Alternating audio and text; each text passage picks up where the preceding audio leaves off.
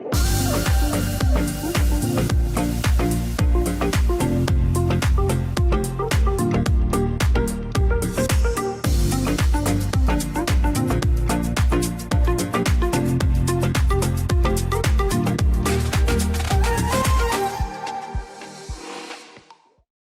you're communicating something innovative, something that can change the customer's lives, uh, do customers, let's say that you have the data, use cases, and everything, is it better to communicate, let's say, directly? Are they going to trust you, or maybe use some external influencers, validation from others or other customers that can persuade and, let's say, use the word of mouth?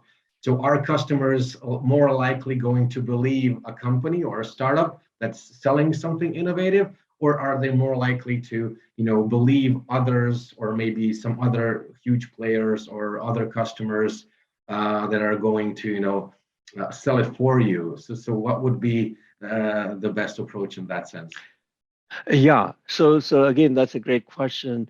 Uh, uh, you will have lower credibility.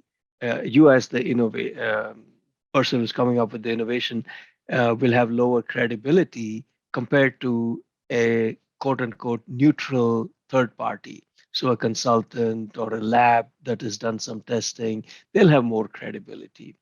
Uh, but that doesn't mean that you are not going to explain your innovation and what it can do for the customer directly. You have to do that, but then add on that external influence, if you will, and actively work to get the external third parties, give them your product for testing so that they can report the results, give them your product, your competitor's product, let them test it out and send the results. So if you've done your homework well, the report from them will be good and they'll have more credibility. And if they communicate that to a target customer, then you've got best of both worlds, because from you, the customer will learn more about the product and what it does and so on. And from them, the customer will get validation of everything that you've been talking about. So I'd say it's a combination of the two that you probably should think about. Yeah, thank you, Jay, for all the inputs. Do you have maybe some final regards, messages to students that are going to start their innovation journey? Yes, it's a very frustrating journey, but it's a very fulfilling journey once you finish the journey.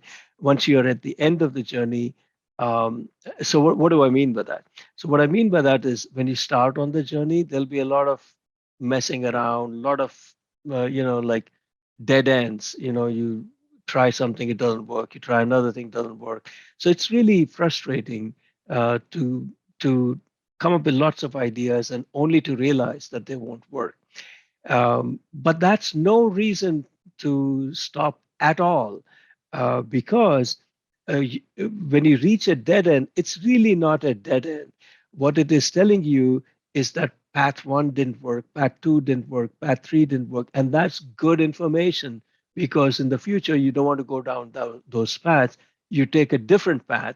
And one of these paths, if you persist, will work. And when it works, it's so fulfilling, it's so exciting, uh, it's terrific.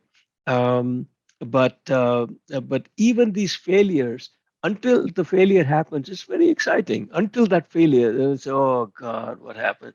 But that's okay. So when you hit a dead end, you just say, well, we learned something. Let's move on. We got to keep trying till we can hit success. So don't let the dead ends or road bumps or speed bumps or failures or whatever bother you. That's just the process, and just keep marching ahead, and you will hit the end point. And that is really such a joy. So go for it.